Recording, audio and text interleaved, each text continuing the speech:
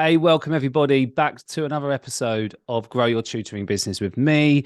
It's been an exciting time for the podcast over the last couple of months. I had some really special guests booked in, so I hope you're enjoying those. I've got some more guests booked in for the future, but this is just me on my own. And I'm going to be talking to you about invisible progress and the importance of recognizing that we are making invisible progress in our business.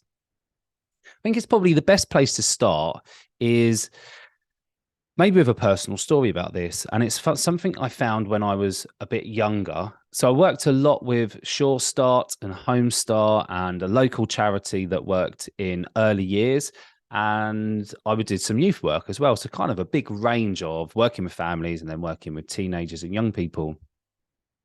Back then, the Labour government were in charge and we were pushing out, I say we, I mean, Sure Start were pushing out a lot to do with Every Child Matters. So those of you who've been around any kind of service that worked with children or families, Every Child Matters was a big thing back then. And if you were going to create a new project or do something out in the community, you had to prove which measures you were kind of adapting it to for Every Child Matters. So therefore, I was actually sort of being immersed in this every single day of my life and in different areas in different parts. So obviously early years, then with families, and then with teenagers and young people.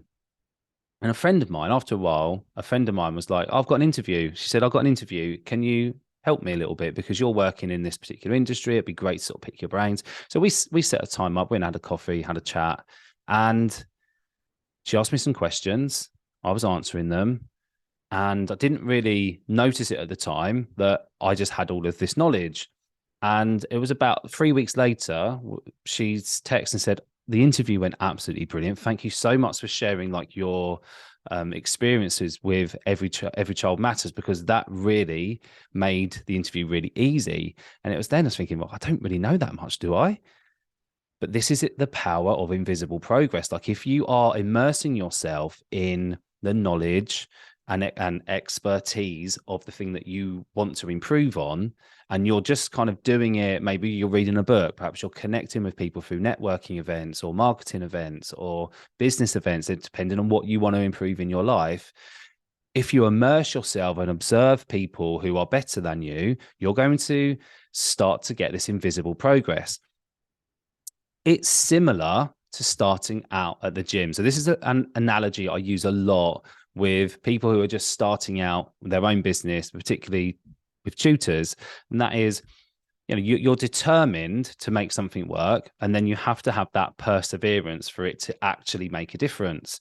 And there's also now this endurance as well. So it's like determination, perseverance, and endurance to the task. So we need to have the determination in the beginning, but determination on its own is not enough. And I've spoken to year 6 cohorts about this and young teenagers about how being determined isn't enough, like having the perseverance to get up and get on with it, even though you really don't feel like it. So let's take going to the gym, for example. Like, let's say you're absolutely determined to lose some weight before going on holiday. Like you want to drop a couple of dress sizes, or you want to squeeze into those size 32 swim shorts that you were fitting into a couple of years ago. You're determined to make it work and you put a bit of a plan in place, but unless you've got the perseverance to keep it going, you're not going to make any difference at all. And you need the endurance to reach your goal. So when are you going to go to the gym? When's the best time for you to go to the gym? Is it the morning? Is it the afternoon? Is it after work? Is it before work? Those kind of things. What works for you? Because one of the worst things is, or one of the hardest things is to create a habit. It's hard because it takes a lot of perseverance and endurance to actually get there. Who's had that before in their life when you're determined to go to the gym, but you get home from work or you get home from school or you've sat down after the office and you're like, oh, do you know what? I just can't get up now. I've had that cup of tea. I'm making a bit of dinner. There's no way I'm going out after that. So that is not something that's going to work for your goal. You're determined to do it, but you haven't put in perhaps the right system or process for it to work. You haven't got the right amount of perseverance at the moment. However, if you had a really good start and you go to the gym for 3 times a week for the first 4 weeks, and you start making a habit out of it because your early morning sessions work for you, you're full of energy in the morning, you can wake up and it works. By the way, that's not me. I'm much better off in the afternoon if it's exercise. But if that's you, and I wish it was me, but if that's you, and you start to measure along the way, like you dropped dress size in 4 weeks, or perhaps you've like measured your arms and your legs, and perhaps you measured your waist, perhaps your weight hasn't changed, but you're just reducing in size. So that's exactly what you want. You're far more likely to stay motivated. And that's like the beauty of having a measured process. But what do we do when it's invisible progress? How do we stay motivated when we don't even know if we're getting better at it? Well, I think we need to change the way that we look at what we measure. In business, it's really easy to say, are my sales increasing? What's my monthly income? Is my monthly income changed from one month to another? What was it like this time last year? Like these real kind of set in stone measurement points. When in actual fact, there's loads of invisible progress that we could measure. And it doesn't have to be like this concrete measuring point either. It could be something completely different. So more recently, something which I've noticed for myself is this invisible progress with understanding my customer's journey towards buying from me. So I set myself a target every year of how many students I need to find in September. And it's grown from sort of finding 10, like from September, I'd like to find 60. How am I going to find 60?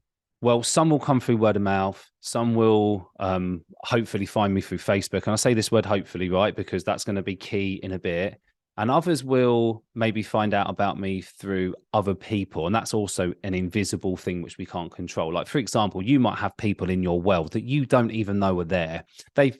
Especially if you're super visible on social media, or perhaps you're putting leaflets out through doors, people who just know about you, but you don't know about them. And they might hear through the grapevine someone's looking for a tutor or something that you specialize in, and they recommend you, but you don't know who they are. This happened to me a few weeks ago. Someone said, oh, someone's recommended you to me. And I was like, oh, who is it? Because I always send a thank you. And I'd never heard of the person that recommended me. It's just somebody who had watched a few of my videos on Facebook. And that's the power of social media right there. And then they've liked it. They haven't employed me as a tutor, but perhaps it's just maybe something in the future for them because I don't know who they are, or perhaps just that particular topic I was talking about they was interested in, and they've told somebody else and said, yeah, this person talks about this, go and have a look at them, and then they've contacted me. So there's also people working in the background for you who are fans of yours, but you don't know who they are. But there's also like things like you need to take stock off in your own business, like my customer journey perspective, because 3 years ago, I didn't even know what that was. And I sat down it's about 4 or 5 weeks ago now, and I was planning, how am I going to get 60 children or 60 families say, yeah, Mr. C's tutoring is the place we want to hire. It's the place we want our children to go. I'm up to 30, it's just under 40 actually. I've actually helped about 60, just over 60 children this year, not just in my weekly sessions, but in workshops. But I want 60 to 100 next year. That's the plan, but 60 in my weekly sessions for sure. So how am I going to get these? And I was like, well, let's plan this out. So what have I got? What can I point people towards that will help them get them over the line and say, yeah, Mr. C's the person for us? Well, first of all, I've got my Facebook page. That's the one with the most amount of information on it. If people landed on my Facebook page and they scroll down a bit, they'll see posts from me. They'll see like lives. They'll see pre-recorded sessions, Q&As. They'll see links to my website, blog posts, that kind of stuff. If they go to my website, they're going to find out a whole host of things about me personally. Obviously, all my bios on there, but they can also click through to my services so they can see that what I offer, how I offer it, and the pricing, and how they can book, how they can contact me. There's also my Facebook, sorry, not my Facebook, my YouTube channel. So there's a few bits and pieces on there to do with creative writing and the Q&As and just general presentations that I've recorded over time that just stay out there for people to watch at any point. There's also the radio station interview that I did a few weeks ago. That's also, I make that available. That's on my Facebook page, and it's going to be embedded into my website. So there's lots of ways for people to find out more about me. But that's only part one, because actually what I need to do is get eyes on those things. And that's the customer journey. So let's say someone's heard of me through word of mouth. That's great. But how do I get them to know more that they feel confident enough to sell? So their customer journey is going to be slightly different. So when I was plotting this out, I was like, right, so that person, they would need to connect with me on Facebook. That's the best place for them if they're on Facebook. If they're not, another little line out from there. Perhaps I'll send them to my website. There's loads of information on there that links them to a Google form where they can choose the day it works for them and the level of service that they want. So basically, what price are they going to pay and how they're going to pay it. That's their customer journey, just 4 points. I was like, what if someone doesn't know? Now, we want to create as many touch points as we can for people who haven't heard about us. Perhaps they just picked up a leaflet and gone, oh, actually, we might look into this. And they scan the QR code. It takes them to the landing page where they can find out more, but they might not be ready to buy yet. So perhaps they need to see the interview I did with the radio station. Perhaps they need to watch a Q&A. Perhaps they need to sign up to their own Q&A so where they can attend and ask me questions. Perhaps they even want to have a 15-minute consultation with me. So I've now got my customer journey from someone who's coming towards me from word of mouth, which is probably going to end up being about 50% of the people that I work with from September. And there's like a shorter touch points to the business, and they don't have to create such a long journey for them. Or the people who don't know about me, how are they going to find out about me? How am I going to funnel them into something or places where they can find out more, take the journey and steps on their own in their own time, perhaps connect with me on a more personal level through Facebook or through the website, and then they'll be ready to buy at the right time. So I need to sort of take control of those things. And when I was sat there and I was working all of this out, I was like, oh my God, actually, like 3 years ago, I didn't even know what this was. And now I'm able to map it all out. I'm looking at the sequences that I need to put in place. What's the next logical step? So if they're on the website, what's the next logical step? Is it a page? Is it the service page? Is it the landing page for Kent Test? Is it that they might need to deviate away and find out more from a Facebook Q&A that I did a few months ago? I can add all of that in, and it's almost like a yes/no question. Is this useful? Yes. Great. Skip that part. Go straight to the Google form. Is this going to be useful for you right now? No. Need more information? Yeah. Go to my Q&A. Find my stuff on YouTube. And so it can loop around. And as I was mapping it all out, I was like, actually, now this makes sense. This is making sense to me and my business. But it's taken quite a long time to get there. I've had to go and sit with people who were far better at it than me, who are maybe 5, 10, 15 years ahead of where I am. And I'm learning from them and listening from them. I hadn't really taken any notice of that learning as such until a few weeks ago. And I was like, oh, actually, this all makes sense.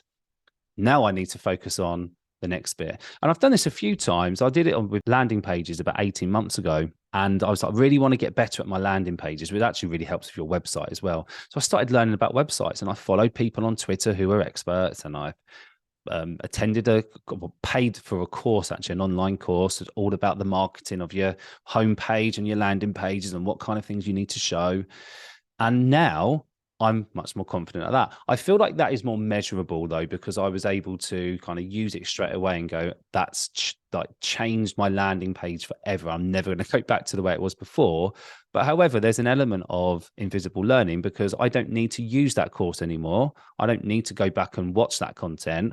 I can just use the new knowledge that's in my brain. So in a way that feels quite invisible. Something else from a tutoring perspective, but mainly from a coaching and training angle, is being known for something. And like we've got a group of 2,000 people on Facebook that's called Grow Your Tutoring Business into a full-time income.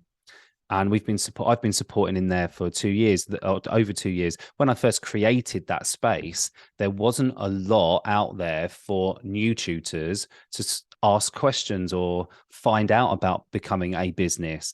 There was a lot about franchising, but they're quite expensive to start out. If you haven't got a business that's earning money, they're quite expensive to start out. Not many people can reach into a back pocket and find £8,000 spare to get you going. If you did, you'd be in a really good space because you would have all of the business support that you would need. But most of us need to start earning money before we can actually do that. And when I first created, that was the big aim. I really wanted to help new tutors grow. And also I wanted to put a focus on business myself. And there was what better way to put a focus on growing your own business when you're trying to help other people as well. So I always make sure my content is really well niched in that here's my level this is what I can help you with. I make it really clear. So if there are people sort of and further ahead of me, like for example, there's Sharon Corley, who I recorded a podcast with a few weeks ago. That's gone down amazing. Now she is 10 to 15 years ahead of where I am. So it was great to be able to pick her brains and have her take on, well, everything really from tuition to mindset. But it's really important that we understand that she is 10 or 15 years ahead. And what she's done is a repeatable process. She's put a pattern in her life where she is improving her mindset, improving her business, improving the quality of people around her to get her to a better place in the future. If you haven't listened to that, she talks a lot about the North Star and like driving towards her North Star, like what drives her forward, what gets her up every day, passionate with all that energy. Well, she really believes in that bigger purpose of where she's going. And we all need that. And the fact is that actually what we need to do is all different for everybody, but we need to be doing something every single day. What we need to be doing something is improving ourselves on a regular basis so that, and it almost seems invisible. So we kind of don't know and recognize it on a daily basis. But after 2 years, you look back and go, oh my God, I can't believe I'm really good at this now. Or I really understand this. I've got a really deep understanding of what this topic is and how it can change and affect my business. That's what we're aiming for. That's what we want. So from a business perspective, from someone who's starting out as new, or maybe you're sort of 2 or 3 years into your business and you're at a point where you want to reach the next level, but you're not quite sure how. And you've got some money to invest. Or first of all, there's an 8-week course that I'm starting at the beginning of June. Perhaps this is for you. What I'll do is I'll put the links to the landing page so you can have a look. I'll put that in all of the descriptions of Spotify and on YouTube. So you can always come in and have a look at that. Or just come and connect with us in our group. If you're not in our group yet, it's called Grow Your Tutoring Business to a Full-Time Income. You can come and join us on Facebook there. But from a business perspective, what are you going to do to take into the next level? How are you going to immerse yourself into an environment of business owners who are ahead of you? How are you going to find people who you can start hanging around with and observe their behaviors and learn from what is helping them grow and take their business to the next level? I remember feeling like a complete imposter when I walked into my first group coaching session, when there were businesses earning 7 figures a year, and I was on about £20,000 a year in my tutoring business at the time. But I remember thinking, okay, the questions they're asking, surely they must know the answer to that, because if they didn't know the answer, how have they managed to get to having 6-figure months? But the point is that everybody has these problems, and we kind of feel like if we get to the next level, we'll have no more problems.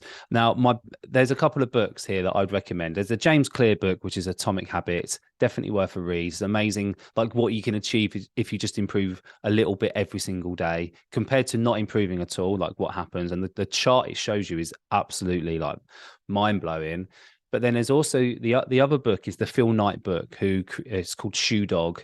And there was that element in his book, which I think we'd all relate to, because if you're in the early stages of your business, where it's like, if I can just get to that point where I'm earning 2 million a year, all my problems will be solved. And you get to 2 million a year, and then there's a new problem, but it's way more complex. It's like, if I could just get to 100 million a year, and then he gets to 100 million a year, and there's more problems that are even more complex. And the lesson is, it doesn't matter what level you're at, you're always going to run into problems. And the point is how do you tackle them? There's another, I did a workshop on this a few weeks ago. It was about failing to succeed. Failure is actually the secret, and finding out and surrounding yourself with good people. So if you are looking for something like that and you're not sure, it's about a 2-hour workshop with some pre-recorded sessions, which you can on my coaching website, which is coming live very soon. But how are you going to find these people? Well, there are business meetups. If you look on things like Eventbrite, there'll be things happening in your local area. There a lot of things will be there. But if you're not sure, I'd go to a local business like complex, where there'll be lots of businesses in one place, and you'll be surprised at how many meetups there are. And they do allow outside companies to come in. And if you say you're not a company, you're a sole trader, that's absolutely fine. They will welcome you with open arms. What you'll find is, in the right place, businesses are open to working with other businesses and getting everybody in, because as a business mind, we're always better off working as a group. So to conclude, invisible progress is really about looking at what aren't you measuring right now that is going to be really important in 12 to 18 months' time? Is there a focus that you need in your business that you need to really start to go all in on? How are you going to do it when you don't have a lot of time? Are you going to be able to go to network meetings? Are you going to be able to reach out to mentors that could help you and accelerate that progress? Like me, I follow people on Twitter who are experts at landing pages, experts at design and technology, experts at using AI to support the growth of their business, or experts at marketing. And I just consume and just read them in a way that I wouldn't have ever done 2 or 3 years ago. Now, if I'm spending sort of 10 or 15 minutes on Twitter, it feels like I'm learning for the whole 10 or 15 minutes. Or if I'm on YouTube in the morning, I'm learning about how I can develop my WordPress website and just stacking those skills up every day. I might not be doing anything with them right away, but I just know it's there for when I need it. So invisible progress is something that I'd like you to consider. And it's probably worth sitting back and reflecting now, like how much do you know about a particular topic now that you didn't know 12 months ago? Have you even noticed how much more you know about it or how it's impacting your business? Definitely worth a few moments thought. Anyway, I hope you enjoyed this podcast. I'll be back with you very soon. Got a guest lined up for the next few weeks, which I'm super excited about.